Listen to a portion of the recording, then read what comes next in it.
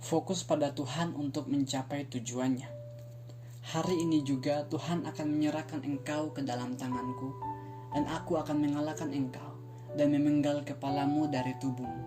Hari ini juga aku akan memberikan mayatmu dan mayat tentara orang Filistin kepada burung-burung di udara dan kepada binatang-binatang liar, supaya seluruh bumi tahu bahwa Israel mempunyai Allah.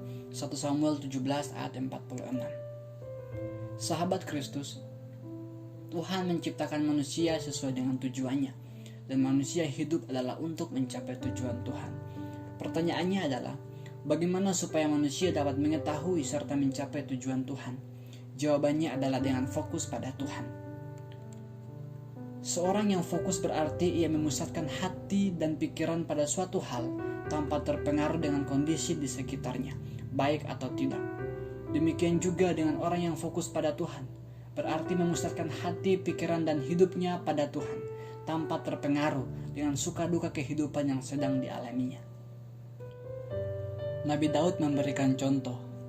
Ia adalah putra Isai orang Bethlehem. Ia merupakan yang paling adik di antara 7 saudaranya. Ia merupakan raja sentral dalam bangsa Yahudi. Ia raja yang sukses, terlepas dari berbagai kelemahannya. Misalnya kemenangannya melawan Goliat. Tetapi mengapa Daud bisa menang? Mengapa ia berani mengambil tindakan yang berbahaya itu?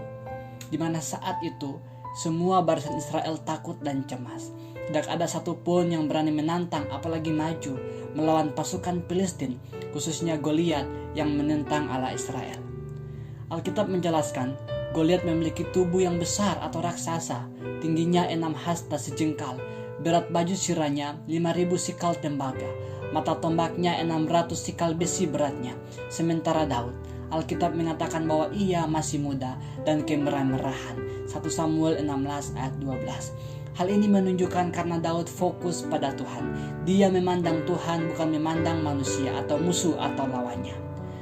Bagaimana sikap seorang yang fokus pada Tuhan? Yang pertama, tahu dan berani mengambil tindakan.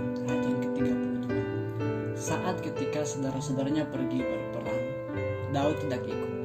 Ia tetap kembali ke aktivitasnya seperti biasa untuk mengembalakan kambing domba.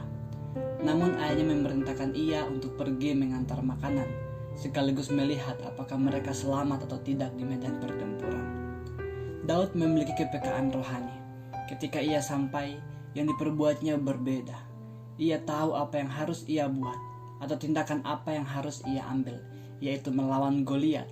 Sekalipun kakaknya melihat dia dengan cara pandang yang lain dan memarahinya, mengapa ia datang ke medan pertempuran. Eliab kakaknya merendahkannya. Saul pun memandang Daud rendah sebagai orang yang terlalu mudah untuk berperang dan belum punya pengalaman dibandingkan dengan Goliat. Namun Daud mengabaikan semua itu. Cara pandang yang merendahkan dirinya bukan menjadi penghalang baginya untuk mengambil keputusan bahwa hambamu ini akan pergi melawan orang Filistin itu. Ini adalah pengakuan sekaligus tindakan luar biasa yang Daud ambil. Tidak semua orang sanggup melakukan hal ini. Saat orang-orang mundur karena ketakutan, Daud maju dengan keberanian. Hanya orang-orang yang fokus pada Tuhan yang dapat melakukan hal ini. Yang kedua, mengandalkan Tuhan. Ayat 34-37. Daud adalah pribadi yang mengandalkan Tuhan, bukan pengalaman yang ia andalkan. Bukan juga sarana, tetapi Tuhan. Allah barisan Israel yang hidup, Allah Yahweh, itulah yang menjadi andalannya. Pengalaman Daud hanya seorang gembala yang biasanya mengembalakan kambing domba, dan di sana ia sering melawan singa dan beruang, dan ia berhasil mengalahkannya. Tapi itu bukan dasarnya. Dalam ayat yang ke-37 membuktikan bahwa Allah yang telah melepaskan ia dari singa dan beruang, maka Allah itu juga yang akan melepaskan dia dari tangan orang Filistin. Daud mempunyai pengalaman, tapi pengalamannya harus tunduk pada Allah. Pengalaman memang baik, pengalaman adalah guru terbaik, tapi pengalaman bukan dasar terbaik untuk mencapai sasaran Tuhan. Firman Tuhan berkata dalam Yeremia 17 ayat 7. Diberkatilah orang yang mengandalkan Tuhan, yang menaruh harapannya pada Tuhan. Orang yang fokus pada Tuhan adalah orang yang mengandalkan Tuhan, bukan mengandalkan kekuatan, pikiran, atau sarana yang ia miliki, melainkan menaruh Allah di atas semuanya itu, melihat Allah adalah segala-galanya. Ayat yang ke-47, Daud berkata bahwa dan supaya segenap jemaah ini tahu bahwa Tuhan menyelamatkan bukan dengan pedang dan bukan dengan lembing, sebab di tangan Tuhanlah pertempuran, dan Ia pun menyerahkan kamu ke dalam tangan kami. Dengan kata lain, Daud berkata bahwa kemenangan bukan karena pedang atau lembing, tetapi hanya di tangan Tuhanlah terdapat kemenangan itu.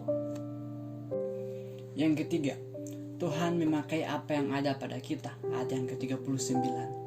Tuhan tidak pernah menuntut apa yang tidak ada pada kita untuk mencapai sasarannya, atau apa yang tidak kita miliki, tapi apa yang kita miliki itulah yang Tuhan mau. Roma 12 ayat 1. Supaya kita menggunakannya untuk hormat kemuliaannya. Begitupun dengan Daud. Ia tidak bisa memakai baju perang Saul, tetapi justru baju itu menghambatnya untuk berperang. Ia hanya punya pengalaman mengembalakan domba dan melawan singa dan beruang, serta menggunakan umbannya. Bukan seperti Goliat yang sejak muda sudah terbiasa dalam medan pertempuran. Tetapi ada sesuatu yang luar biasa terjadi. Tuhan memakai pengalaman dan kemampuan yang sederhana itu untuk tujuannya. Sebagai pencipta, Allah mengenal betul kelebihan dan kelemahan kita. Oleh karenanya Ia memberikan kemampuan yang cukup untuk mencapai tujuannya.